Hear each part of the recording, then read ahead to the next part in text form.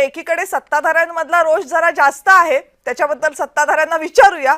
पण इकडे विरोधकांमध्ये पण कार्यकर्त्यांचा रोष काही कमी नाही. म्हणजे अगदी तुमच्या पक्षाचा विचार केला तर यादी जाहीर झाल्यानंतर, एबी फॉर्म देणं सुरू झाल्यानंतर पहिलं तांडव तर आदित्य ठाकरेंच्याच मतदारसंघामध्ये दिसलं आणि फार ते मातोश्रीवर येऊन थांबवावं लागलंय सगळं. रोखता का नाही येते हे सगळं? का बंडाची, अपक्षांची, या सगळ्याची भीती राजकीय पक्षांना आता महापालिकेमध्ये प्रचंड मोठी वाटू लागली? खरं बघायला गेलं तर 2017 नंतर जवळजवळ 8.5 वर्षानंतर या महापालिकांच्या निवडणुका होऊ घातलेल्या आहेत आणि खूप काळ मध्ये गेलेला आहे. या सर्वांमध्ये अनेक नवीन इच्छुक उमेदवार प्रत्येक प्रभागामध्ये तयार झालेले आहेत आणि जे तिथे निवडणुका लढून गेलेले आहेत त्यांच्यापेक्षाही जास्त काम करणारे मातब्बर असे उमेदवार तिथे मोठ्या संख्येने निर्माण झाले. म्हणजे एका जागेसाठी 8-8, 10-10 जण इच्छुक असतील तर मग अशा सगळ्यांनाच खुश करणं हे काही सोपं काम नाही किंवा हे शक्यच नाहीये प्रॅक्टिकली पाहता.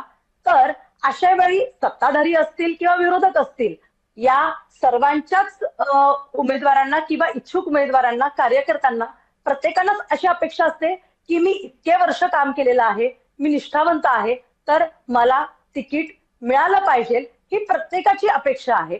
आणि प्रत्येकाची अपेक्षा पूर्ण करणं हे काही प्रत्येक नेत्याला किंवा पक्षप्रमुखाला तितकं शक्य नसतं, कारण त्या जागांबाबतच्या सर्व गोष्टींचा विचार केला जातो. सोबत कोण आहे, पॅनलमध्ये इतर कोणाला घेता येईल, युती आणि आघाडी या सगळ्यांचाच विचार करता काही ठिकाणी जे खूप वर्ष काम करतायत अशांना थांबवलं गेलं.